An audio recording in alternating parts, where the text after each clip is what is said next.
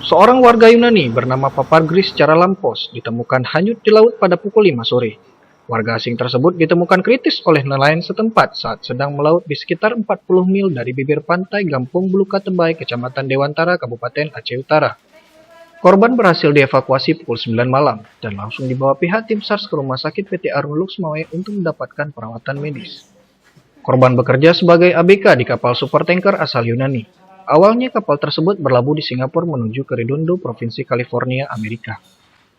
Saat di perairan Aceh, korban sedang memeriksa safety di atas dek tanpa ditemani. Akibatnya korban terpeleset dan langsung jatuh ke laut tanpa adanya ABK lain yang melihat. Korban jatuh sekitar pukul 1 siang dan mengambang di laut selama 5 jam tanpa menggunakan pelampung. Seorang pawang laut, Didi Sumardi, mengatakan dirinya sedang memancing ikan lalu melihat korban terombang-ambing sehingga dirinya bersama teman-temannya menyelamatkan korban. Pak, bagaimana kejadian kronologis Pak penemuan itu? Orang ini terapung di atas air. Waktu terapung orang ini lagi mancing.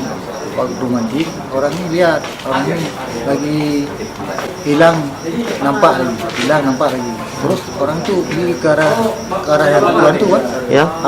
Pas ambil langsung dinaikkan ke lampu.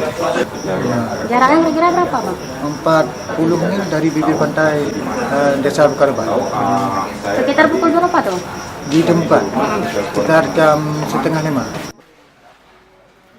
Sementara ini korban masih dirawat di Rumah Sakit PT Arun untuk mendapatkan perawatan lebih lanjut. Pihak imigrasi Luxmawe akan berkoordinasi dengan pihak perusahaan untuk menjemput korban. Dari Luxmawe, Ahmad Albastin, Pelita On TV melaporkan.